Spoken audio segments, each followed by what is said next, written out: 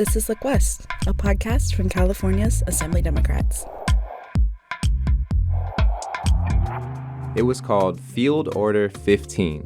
When President Abraham Lincoln signed it, former slaves were promised 40 acres and a mule. I'm Joel Wolfork with Look West. Field Order 15 was rescinded by President Andrew Johnson after Lincoln was assassinated. Over the many decades since, dozens of efforts have been made to come up with a reparations plan, but none have been successful. Enter AB 3121, written by former Democratic Assemblymember and now California Secretary of State, Dr. Shirley Weber.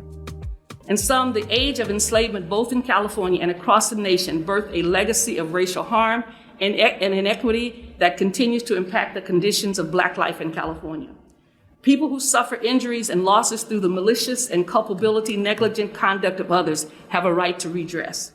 AB 2131 would require an in-depth examination of the impacts of slavery and its afterlives in California and provide the framework to develop guidelines on how to begin to address the disparities born of a shameful history. That's Dr. Weber summarizing the argument for reparations to the Assembly Judiciary Committee back in May 2020.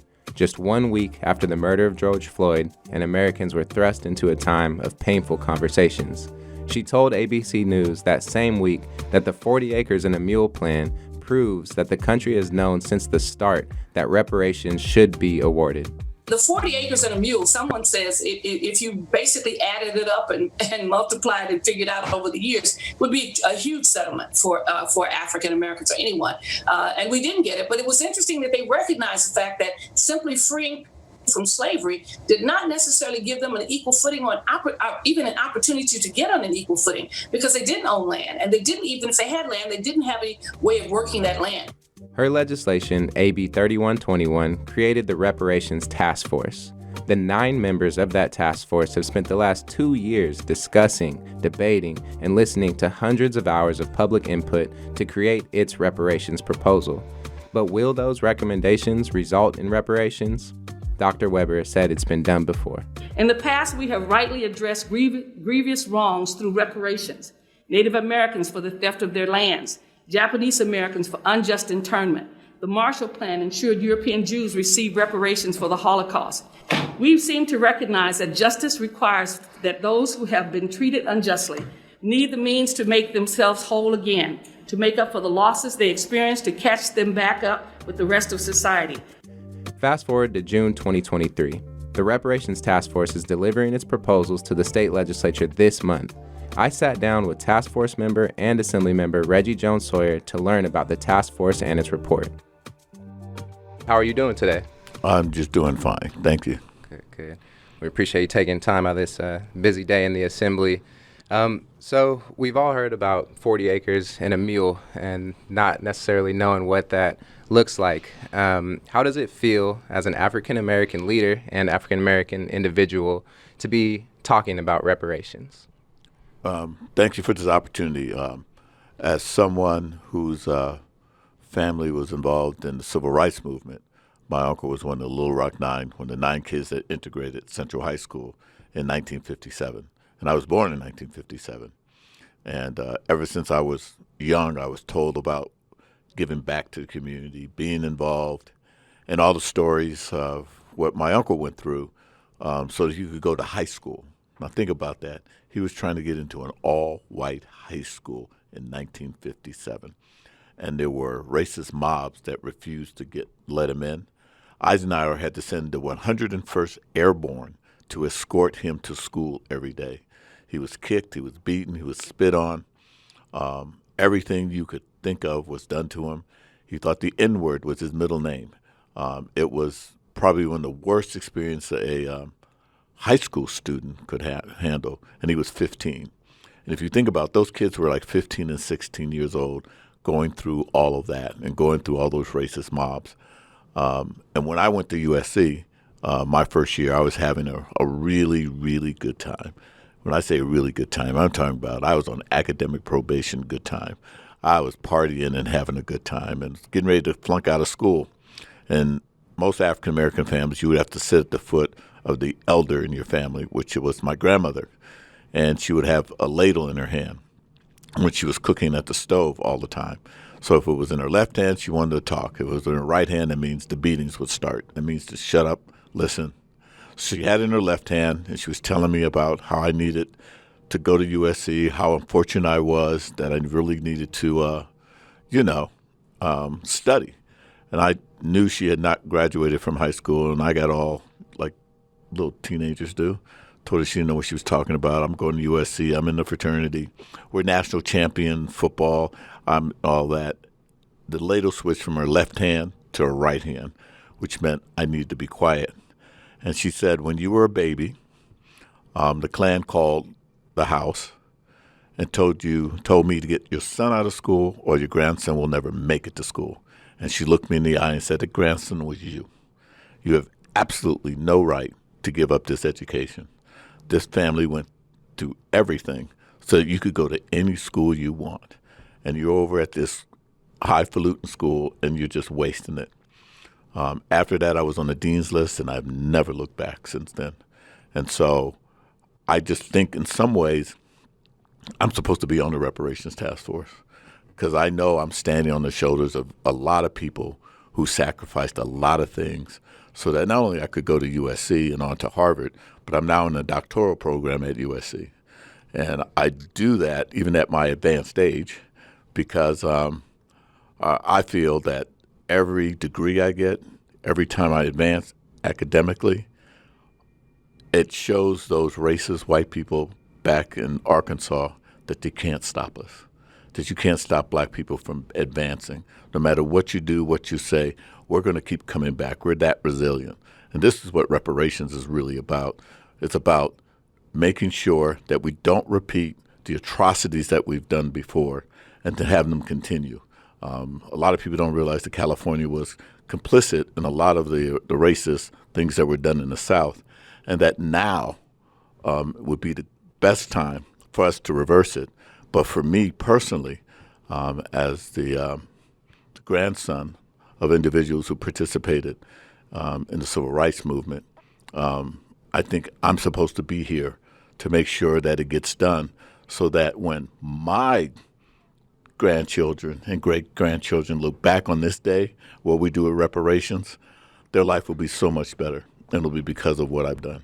So it's safe to say that you have, you feel a moral obligation to help get reparations done? Oh, yeah, more than moral. I mentioned my grandmother. I know if I don't do everything I can to make sure that reparations is done, that we reverse this river of racism that has been flowing through California African Americans, that I hope I do go to heaven, but if I do go to heaven, my grandma's going to be at the pearly gates, and I want to make sure she doesn't have that ladle in her right hand, that she has in the left hand, and she welcomes me in. So I not only do I feel a moral obligation, I feel an obligation to make sure we get this right. So you've been a part of this task force for around 2 years now. What do you think about the process that the task force has followed to develop these recommendations? So if you've been watching this, there have been a lot of different efforts that have been undertaken to get this done in different cities, different states. It's even been a national effort. Many of them have not gotten very far. And what I think it's because of the brilliance of Dr. Shirley Weber, that I guess because she was an academic, she made sure that we proved the case of why we needed reparations, so that we looked at every aspect of human endeavor, whether it's education, whether it's in employment, whether it's in housing, whether it's in the criminal justice system, just whether in banking, owning businesses. Think about everything we do in society. What has kept African Americans being able to move through and be successful in California society, and how do we reverse that? And so that first document is 400 pages, which I obviously tell everyone they should read it. But once you read it, you cannot deny, unless you're just a hard-hearted person, you cannot deny that there have been some major atrocities done to African Americans here in California. And we've proven that in that first document. And Dr. Weber was very astute in understanding that we're going to have to prove the case. This is almost like a court case, that we have to prove a civil liability case.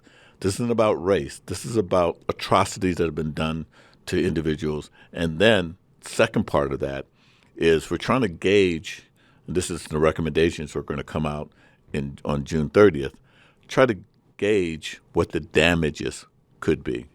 Just like in a court case, you see people getting awarded a lot of money, but the judge at the end doesn't always give you the exact amount that you want. So that part will be happening when it comes to the legislature, when we decide how do we actually reverse not only that with legislation and budget recommendations, but we hopefully will permanently stop all of the policies, procedures, and just what has been done with implicit bias that's in California society. How do we stop that from continuing on? And that will be the task of State Senator Bradford and myself to actually put that into legislative language. Of course, we've had efforts to lead reparations, for over a century now, but it seems like California has actually taken the steps in, like you said, laying out a detailed framework, really laying out the case for the reason that these reparations are needed. Now, do you feel like these recommendations will actually turn into reparations this time?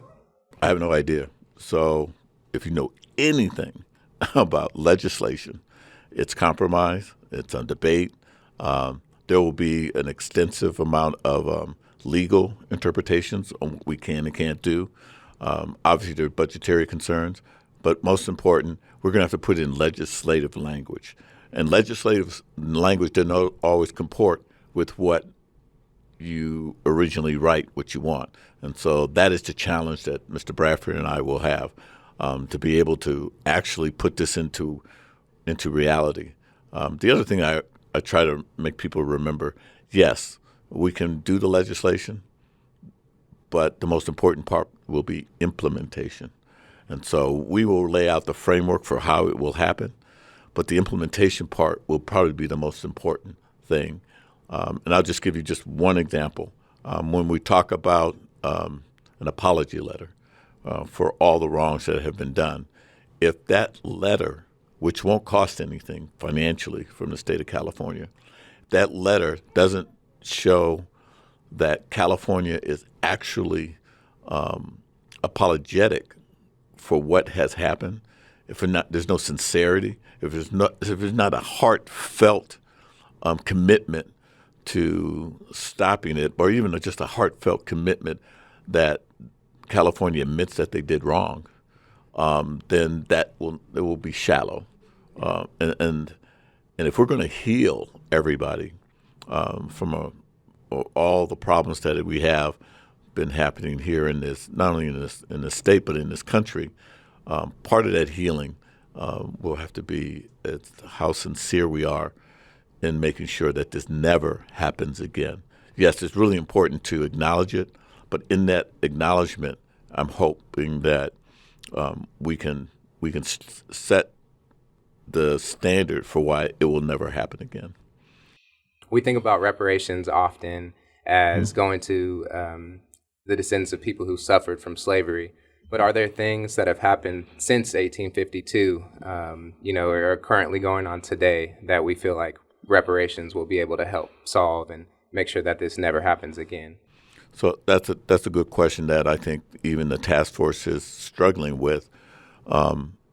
Who should get reparations and how it should be dispersed, and who qualifies for it. I'm one of that was a tight vote as whether or not it's descendant of slaves, and whether or not that individuals can prove it.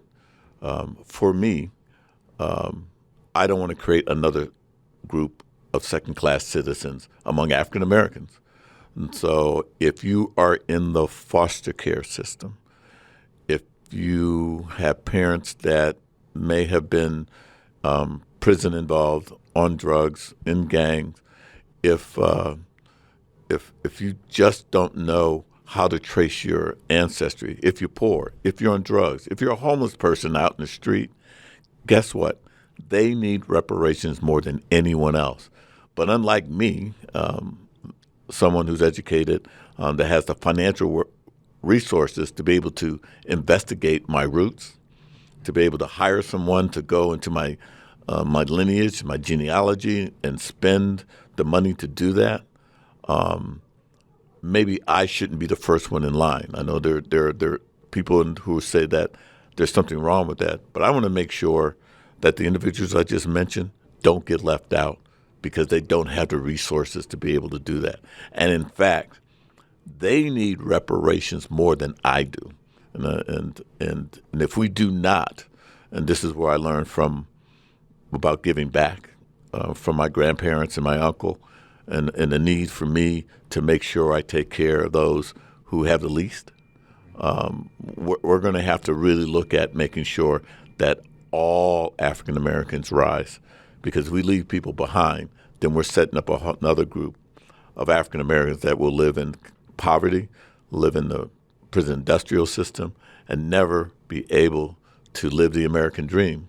But most important, never be able to live the California dream. If you really think about it, it's the best dream you can have. We're the fourth largest economy in the world. They should be able to enjoy that. Yeah, so it sounds like your vision from the committee for the vision of reparations is to really transform an entire community, where a lot of different ideas were brought forward on that, asking whether it should be solely focused on financial compensation or should other measures such as educational opportunities, healthcare access, housing access, should those all be considered as kind of like a group-wide reparation tool for reparations? So one of the things we're going to have to make clear to everyone moving forward that reparations is more than a check. In fact, I firmly believe what will make our race rise will be more than cash payments. It will be extremely important that we get our educational system up to a point where not only African Americans be self-sufficient and are educated enough to create our own destiny, that we also have financial literacy to where we can have our own banks, we can start our own businesses, our own entrepreneurs. We learn how to manage our money as well, if not better than other communities, so that after a while, we may not need the help or assistance of government, and that we're self-sufficient enough to where we are deciding our own destiny with our own money, resources, and abilities, because we are a resilient race, and we've proven that under adverse conditions. Think about if we took people's foot off of our necks and allowed us to flourish with all of the tools available in California, how prosperous we could be. We have paid out in California and America, we have paid out reparations to certain groups like Japanese Americans who were interned, during World War II. Why do you think we have not already paid out reparations to African Americans? Because we haven't made the case. That's why I said Dr. Weber's brilliance in creating the task force first to decide what were the atrocities that were foisted on African Americans first, proving that. It's very clear when you talk to people about the internment camps here in America on Japanese Americans. It's very clear about the property that was taken away from them. It's very clear during World War II that we separated families from one another and then incarcerated them in camps here in California. It's not like you're going back 100 or 200 years to try to find that documentation.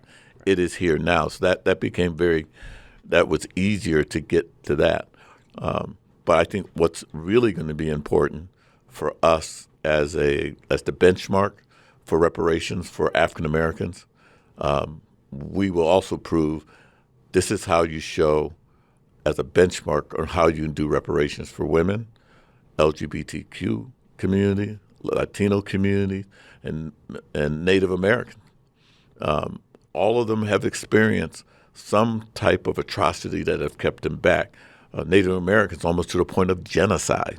And so they can now use what we're doing here in California as a blueprint, not only on the national level on how you do reparations, but in state by state and city by city, locally.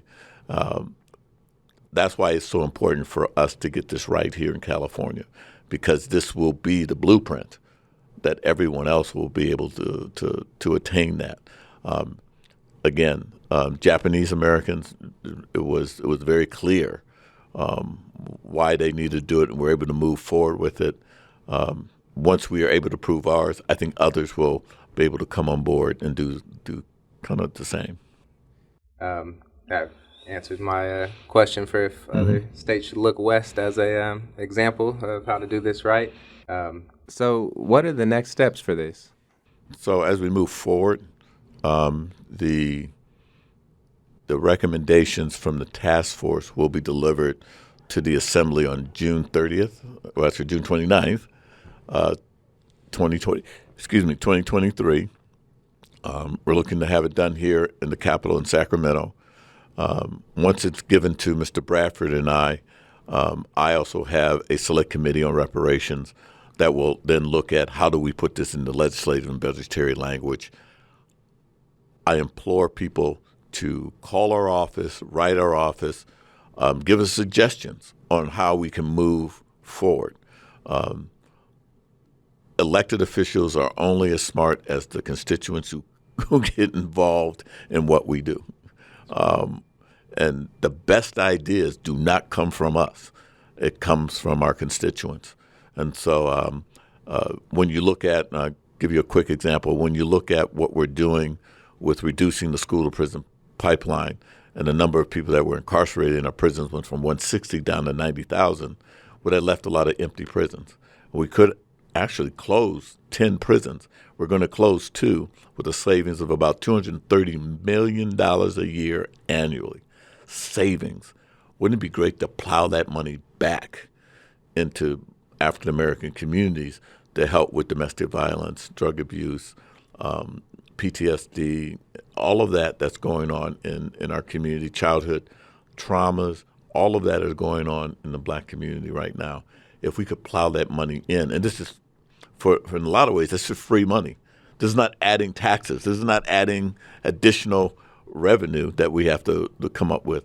This is savings from doing something good by closing 2 prisons with an opportunity to close 10. Or could we turn that land maybe into business opportunities for African Americans? Could we create our own black universities at some of these prisons and tear them down and build, because we have no black universities here like they have historically black colleges back east. Could we start that on our own system here? I mean, and I got those ideas from people outside our system. And so I want to keep it open so that we get some of the best and the brightest ideas to move forward. And so Mr. Bradford and I get the documents and the recommendations, we'll have some hearings, and I hope that people will come with some ideas on what we can do moving forward to make this better for African Americans here in California. I just want to say thank you, Assemblymember Jones-Sawyer, not only for your time today on this busy day in the legislative session, but also I appreciate you for being your leadership on this issue. So thank you, sir. You're welcome, and thank you for asking. Thanks again to Assemblymember Reggie Jones-Sawyer, and thank you for listening to Look West. I'm Joel Woolfork. You can catch a new episode of Look West on the 3rd Thursday of every month. The Look West podcast is produced by the California Assembly Democrats. When you think of Californian politics, remember to look west.